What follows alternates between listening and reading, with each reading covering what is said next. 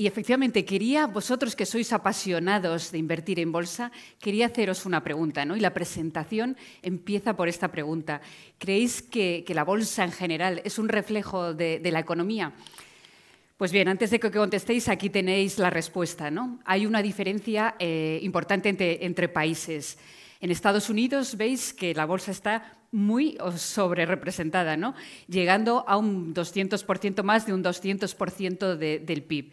Y todo esto veis que bueno, ha sido siempre, pero especialmente en los últimos años, en el año 2021, cuando con el COVID, ¿no? Todo este afán por invertir en tecnológicas americanas.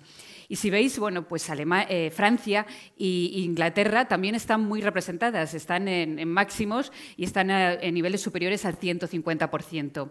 Lo que llama la atención es que Alemania está más abajo, porque en Alemania normalmente son empresas familiares, ¿no? Que les cuesta salir a bolsa, pero de todas formas la tendencia es alcista, ¿no? Estaba en un 50% y ahora está a niveles de un 80%. La gran sorpresa es en España, ¿no? Que estábamos muy representados, o sea, estábamos a niveles de por encima del 100%, con la crisis financiera pues caímos, porque cayó el sector inmobiliario financiero, y bueno, pues hemos seguido cayendo y estamos en el 80%, con lo cual no está representado, no están representados la mayoría de los sectores.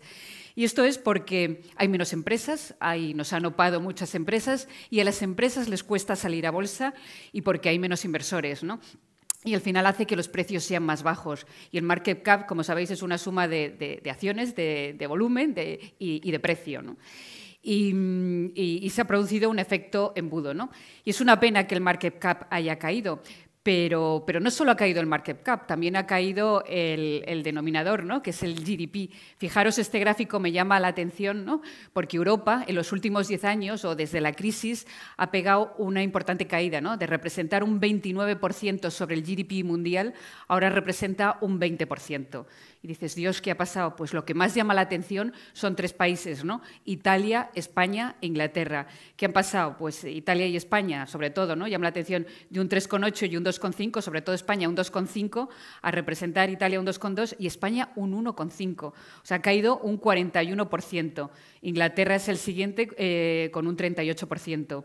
Pero la verdad es que la caída de España es importante. Dices, bueno, Estados Unidos, es que esto lo ha ganado, el peso lo ha ganado Estados Unidos, pero Estados Unidos está más o menos igual, ¿no? Cae un 4%. Aquí los grandes ganadores son los emergentes, ¿no? China, que representa un 203% más, Vietnam, Indonesia, India y Tailandia, ¿no? O sea, que tenemos que hacer algo para que Europa, ¿no? y en concreto España vuelva a ganar peso, ¿no? Y a todo esto, bueno, aparte de que hay menos, ha caído el PIB, pero ha caído efectivamente, como os decía, el market cap. Y fijaros aquí desde el 2007 cómo han evolucionado tanto las pequeñas compañías por países como las grandes compañías. Y vemos que, bueno, pues en general ha habido revalorizaciones, ¿no? O sea, quizás hay menos empresas, pero revalorizaciones ha habido. Y fijaros los nórdicos, tanto en pequeñas un 280, en Holanda un 357%, en Dinamarca, en Alemania. En general hemos tenido revalorizaciones muy importantes, incluso en Portugal, que la gente había dejado de mirar Portugal porque era un mercado muy líquido, muy pequeño, pero Portugal, pues desde el 2007 lleva una revalorización del 113%. Y eso es por la composición de los índices, ¿no? Tiene mucha exposición a renovables, EDP, EDPR, a petróleo, ¿no? Galp, que ha subido mucho últimamente, Jerónimo Martins, NOS o Navigator, ¿no? Pero donde te llama la atención y donde duele realmente es España, ¿no? España, tanto en pequeñas y medianas compañías, ha caído un 34%. Y en grandes compañías un 22%. La diferencia con el resto de Europa es preocupante, ¿no? Es preocupante. Y dices, bueno, ¿y esto qué impacto tiene? Pues esto tiene un impacto en la renta, en el market cap per cápita en España, ¿no? Que nos encontramos, como veis en el gráfico de la derecha, que es $12.409, que significa esto 7 veces menos que Suecia, 4 veces menos que Francia y UK y un tercio menos que Alemania. O sea, no invertimos en bolsa, no invertimos, no existe esa tradición, ¿no? Y me preocupa y me da pena, ¿no? Y dices, ¿y esto por qué es, no? porque la gente no quiere asumir riesgos, ¿no? Prefiere la renta fija. En España somos muy tradicionales, preferimos todo, no toleramos la incertidumbre, preferimos renta fija aunque no nos dé nada, asumir un riesgo en renta variable, preferimos pagar una hipoteca fija aunque esté mucho más alta por no asumir el riesgo de la renta variable, y la verdad es que es una pena.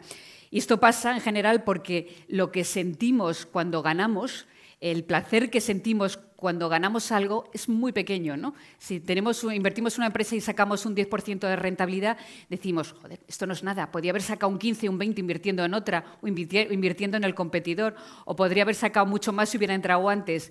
Pero, sin embargo, si perdemos un poco, aunque lo hagamos mejor que el benchmark, mejor que la competencia, si perdemos, el dolor es muy poco tolerable. Y la prueba es, yo llevo 30 años gestionando y no ha cambiado nada. Día tras día, mes tras mes, cuando la bolsa cae, tengo salidas, tengo reembolsos. Y día tras día, cuando la bolsa sube, tengo entradas, ¿no? O sea, al final el inversor sigue invirtiendo por emociones, y no nos cabe en la cabeza que cuando el mercado cae es cuando hay que comprar y cuando sube es cuando hay que vender, ¿no? Yo en la crisis del COVID, ¿no? Cuando la bolsa caía en 2 meses un 40% y en ese momento despierto de un coma, primero compro y después pregunto, ¿no? Porque al final un 40%, un índice, un país, ¿no? Porque al final una empresa puede quebrar, un sector puede tener problemas regulatorios, pero un índice es muy difícil que quiebre, porque tendría que quebrar el país y además no vence como un bono, ¿no? Con lo cual tienes un horizonte temporal largo. Y hoy en día, con las caídas que llevamos, pues yo creo que es una oportunidad histórica, ¿no? Porque al final el mercado muy pocas veces te da la oportunidad de comprar valores valores buenos, de calidad, con un 60 o un 70% de caída, como hemos visto este año, ¿no?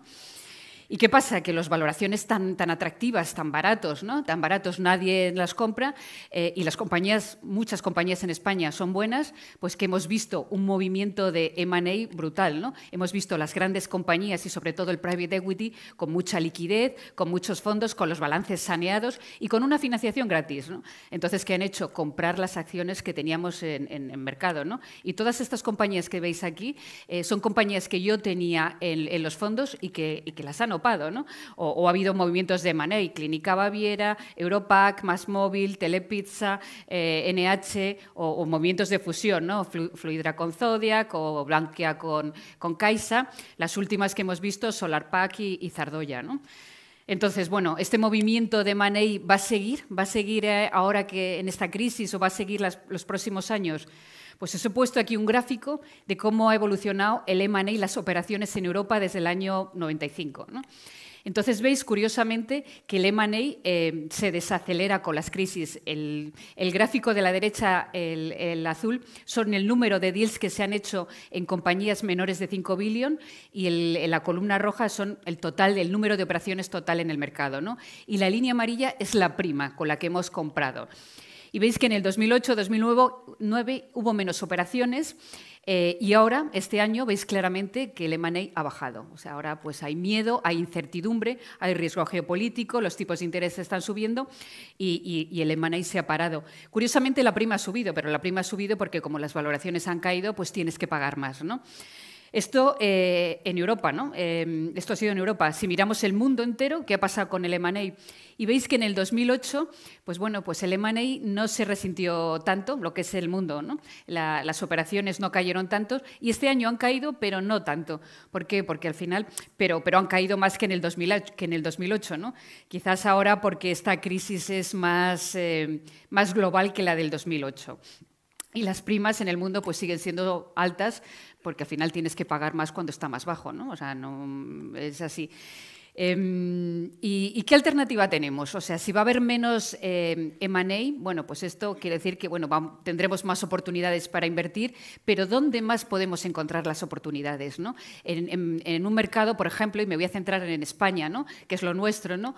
Un mercado que está maduro, con valores que llevan tanto tiempo, pues quizás la oportunidad está en estos mercados emergentes alternativos como el BM Growth, que están saliendo ahora, donde pequeñas empresas en sectores que no estaban antes representados están saliendo al mercado. Fijaros cómo empezó este mercado con 2 compañías, ahora tenemos 133.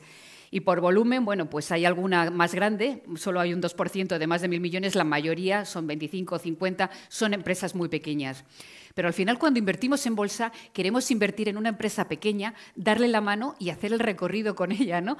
Invertimos en bolsa para sacar un 40 o un 50% de rentabilidad. Y esto lo conseguimos en empresas pequeñas. Es muy difícil sacar un 50% en una blue chip, pero en una empresa pequeña que empieza a salir, pues tenemos esa opción, ¿no? Lo que hay que ser muy selectivo es, bueno, distinguir qué empresas salen para financiarse porque tienen problemas o qué empresas realmente salen para crecer, ¿no? ¿Y cuál es el problema que yo me encuentro? Pues que al final no hay tanto interés por salir a bolsa. Las empresas buenas tienen miedo de salir a bolsa porque, bueno, tienen miedo que las sopen, entre alguien en el consejo, ¿no? Los consejos todavía son muy familiares, tienen miedo de la volatilidad. Yo estoy ahora viendo 3 compañías que me gustan mucho. Una es Escape Home, que hace muebles con una logística y con una red de distribución fantástica en Gerona. Estoy viendo Pellet Space, que hace cohetes, 2 chicos que han salido de la universidad, bueno, pues que fabrican lanzaderas, ¿no?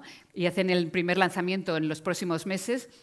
Y estoy viendo Laminar, otra empresa de biotecnología que ha encontrado una molécula para combatir el cáncer del cerebro, ¿no? Todas estas me gustaría que salieran a bolsa, porque creo que tienen mucho crecimiento y mucho potencial, pero se lo piensan, tienen sus dudas, ¿no? Porque todavía en España cuesta pasar esa barrera, ¿no? De hacerse público, ¿no? Quizá por toda la información que tienes que dar, por todos los requisitos, por esa exposición, ¿no? Y no se dan cuenta que es una campaña de marketing gratis, ¿no? Porque les da notoriedad.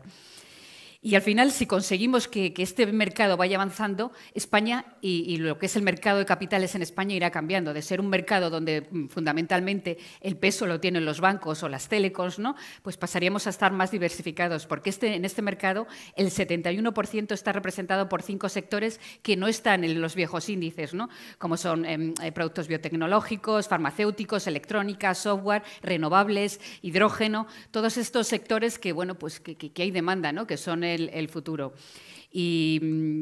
Y dices, bueno, al final, ¿pero qué te ofrecen, no? ¿Qué te ofrecen? Pues lo que hablamos antes, te ofrecen rentabilidad. Esto es como, y te ofrecen ventas, ¿no? Que al final tú inviertes en una compañía, o sea, value está muy bien, pero al final yo quiero una empresa que crezca, una empresa que tenga beneficios, que tenga ventas, ¿no? Efectivamente, si lo puedo comprar más barato, pero no me sirve de nada una empresa muy barata si no crece, ¿no? Yo lo que busco es crecimiento. Y aquí las empresas, fijaros cómo ha pasado la facturación, las empresas que cotizan en este mercado, es exponencial, cómo ha ido creciendo el EBITDA y, sobre todo, esto tenemos, al contribuir, al invertir en estas compañías, contribuimos a la economía de nuestro país, pero impactamos en la sociedad, porque fijaros el número de empleos. Al fin y al cabo, España es un país de pymes, de pequeñas compañías, y ahí es donde está el empleo, ¿no? Y donde se generan los empleos. Ahora mismo, más 22.000 puestos de trabajo en estas compañías. Y bueno, pues al final vemos que poco a poco los inversores se están animando. Cada vez hay más volumen de negociación, más masa crítica. Fijaros, hasta el año pasado el volumen subió un 307%. La gente pues estaba identificando historias. Yo os diré que llevo 20 años con el fondo que gestiono, Santander Small Cap España, y las mayores rentabilidades las he tenido en valores que he encontrado en este mercado, ¿no? Hay que ser muy selectivo y analizar muy bien y hacer un análisis muy, muy profundo, pero si lo haces bien y aciertas, pues y si inviertes a largo plazo, no nos olvidemos, aquí se trata de invertir a largo plazo y tener un approach de empresario, ¿no? Más que de especulador. Y fijaros, bueno, pues este año se ha caído el volumen, ¿no? Porque al final solo hay un momento en que las small caps y las pequeñas compañías lo hacen peor que el resto, y es cuando hay una recesión. Yo, en los 20 años de historia del fondo, el peor año que he pasado fue en el 2008, el segundo peor año ha sido este, los 2 años que he tenido rentabilidades negativas, porque la gente ya ha tirado la toalla, va a haber recesión. Si no hay recesión, solamente una caída, la gente no vende las small caps porque dice, ¿para qué voy a vender si luego no voy a volver a poder comprar porque son ilíquidas, ¿no? Solo venden cuando pues, están muy negativos y ven mucha incertidumbre, ¿no? Como es ahora o como fue en el 2008. Pero aún así, fijaros cómo han aumentado los inversores institucionales, no solo el retail, en este tipo de empresas, ¿no? Ha multiplicado casi por 3. Y bueno, pues al final no solo genera movimiento las empresas que salen a bolsa, sino una vez que están, lo ven como una vía de crecimiento, ¿no? Haciendo ampliaciones de capital. Fijaros cómo han evolucionado las ampliaciones de capital. Bueno, pues ha triplicado este año lo de los últimos años y ya en general el número de operaciones que ha habido en este mercado, no solo de ampliaciones, sino de OPVs, salidas, M&A, ¿no? Pero llama la atención las ampliaciones, ¿no? Porque se han captado 5.662 millones, o sea que es un total de 439 ampliaciones de capital. O sea que para financiarse, y ahora que están subiendo los tipos, yo creo que la gente, las empresas cada vez harán más ampliaciones. Y de hecho, os he puesto un gráfico de cómo han evolucionado históricamente las ampliaciones de capital en España. Y veis que en los años de crisis es cuando más gente amplía capital. Fijaros en el año 2008, después del 2008, 2009, 2010, la cantidad de ampliaciones de capital, 10.000 millones, que debe ser un 3-4% del market cap de entonces. ¿Por qué? O sea, porque las empresas estaban endeudadas y si querían salir, muchas de ellas eran por necesidad, porque o ampliaban capital o quebraban, ¿no? Entonces, si ajustamos ese número, que era un 3-4% del market cap a los próximos años, pues ahora que el market cap está más arriba, ¿no? Pues un poco más arriba, pues tendríamos que ver pues casi 20.000 millones de ampliaciones de capital. ¿Las habrá o no las habrá? Hay gente que dice que no, porque las empresas no quieren diluirse, no quieren ampliar capital a niveles tan bajos para no perder el control y porque pues, a estos precios no les interesa, pero al final muchas van a tener que hacerlo, ¿no? Porque les va a salir más atractivo que financiarse en bancos, ¿no? Con los tipos de interés subiendo. Con lo cual, bueno, pues si hay ampliaciones es una oportunidad para los inversores de entrar más barato en compañías que nos gustan, ¿no? Y esto es lo mismo lo que ha pasado en Europa, ¿no? Con las ampliaciones de capital. Veis que en el 2009 subieron de una forma importante 265 billion de ampliaciones sobre un market cap de 6 trillion que tiene Europa, ¿no? Si aplicamos, que es un 4% más o menos, si aplicamos ese 4% a estos años, al 23-24, pues tendríamos que ver pues, 450 billion de ampliaciones de capital. ¿Lo veremos? ¿No? Aquí os dejo la pregunta, ¿no? O sea, las empresas optarán por ampliar capital y diluirse. En el 20 ya vimos algunas, ¿no? IAG, Amadeus, que fueron rápidos y dijeron, amplió capital porque las cosas vienen mal dadas, ¿no? Tengo que aprovechar. Y bueno, pues al final, no solo las small caps, os que diría que hay un paso más y vosotros que no manejáis tanto volumen, creo que hay una oportunidad en microcaps, ¿no? En aquellas que son más pequeñas, ¿no? Y me preguntaría, sí, pero estas microcaps y estas small caps, Lola, tú que es que llevas tantos años, ¿qué es lo que miras, lo primero que miras para comprar, para invertir en ellas? Y os diría, si os doy esta charla hace 10 años, os diría, bueno, pues la valoración que crezca más de un 12, un PER por debajo de 12, un free cash flow yield por encima del 6, una deuda X por debajo de 2 veces. Hoy por hoy os digo que el primer motivo por el que invierto en una pequeña compañía es el equipo directivo, porque al final esto es dinero y el dinero es confianza y necesito confiar en la persona que está manejando el negocio, ¿no? Tiene que haber alineación de intereses. Lo segundo, efectivamente, que haya crecimiento. Yo invierto en una compañía pequeña para doblar o para triplicar. Tengo que ver que ese crecimiento futuro es, y que sea ya una realidad económica, pero que vaya más, ¿no? Y ahí miro las ventas, el beneficio por acción, el PEC. Luego la rentabilidad, porque quiero un crecimiento, pero quiero que ese crecimiento sea rentable. Por eso el ROCE para mí es fundamental y unos márgenes que sean altos y crecientes, ¿no? Una empresa con márgenes pequeños, vemos una situación como la de este año, ¿no? Con unos costes tan altos de transporte, de inflación, de materias primas, si tienes los márgenes bajos te hundes. Y luego balance, ¿no? Evidentemente, mi experiencia me ha dicho, sobre todo en épocas de crisis, que una empresa con deuda quiebra, sin deuda no. O sea, por encima de 2 veces deuda neta a EBITDA, es complicado. Y este año hay mucha gente que me dice, pero hay compañías buenísimas, pero ¿por qué caen? ¿Por qué caen tanto? Por la deuda, por la deuda. Pueden crecer, pueden ser sólidas, pero si tienen 5 veces deuda neta EBITDA, el mercado este año, además, de subida de tipos no las quiere. Y es uno de los ratios que mejor ha funcionado, ¿no? Luego, evidentemente, valoración, como todo en la vida, ¿no? Quiero una cosa buena, pero si esa cosa buena la puedo comprar más barata, pues mejor, ¿no? Y luego 2 cosas que sobre todo son importantísimas en las small caps es el auditor. Quiero un auditor de confianza, quiero fiarme bien de la memoria, ¿no? O sea, no quiero chapuzas ni que esté influido por otros intereses. Y el accionista. Al final quiero saber con quién voy a hacer este viaje. No quiero meterme con un accionista que es un especulador, que va a salir a la primera de cambio. Quiero que haya alineación de intereses entre los accionistas, la compañía y el gestor, ¿no? Y luego me diríais, bueno, Lola, pero el principal motivo por el que vendes, el principal motivo hoy por hoy, quizás hace años sería otro, pero hoy por hoy es fraude. El primer síntoma que tengo, que me están engañando, que no son transparentes con los números, que ocultan información, que hacen algún tipo de chapuza contable, vendo, porque al final, como os decía, esto es confianza, ¿no? Y quiero tener la seguridad.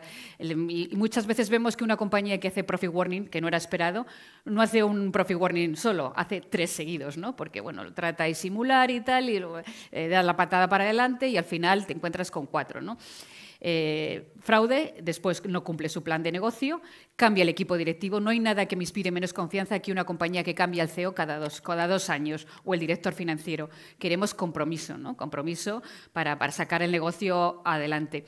Y luego excesivo endeudamiento. Si una empresa ve algo muy bueno, por muy bueno que sea, si se apalanca más de la cuenta y las cosas vienen mal dadas, o sea, al final no cumple los covenants, tiene que pedir un waiver, no sé, al final es preocupante, ¿no? Con lo cual, esto es lo principal.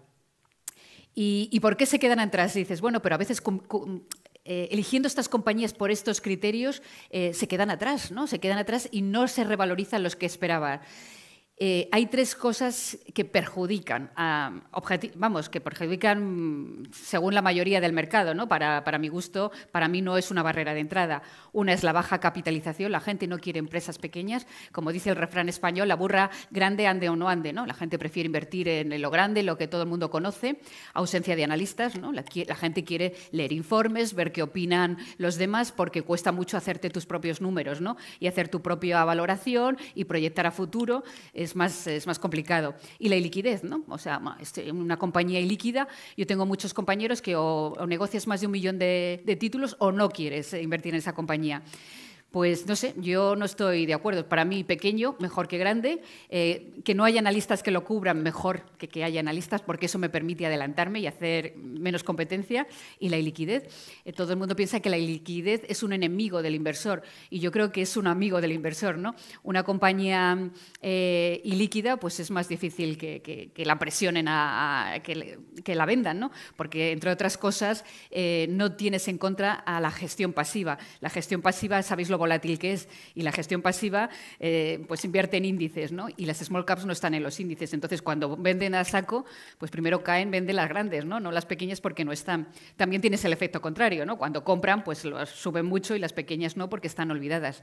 Y fijaros, las small caps españolas no están en ningún índice. Las small caps ya están en pocos índices, ¿no? Excepto el Russell.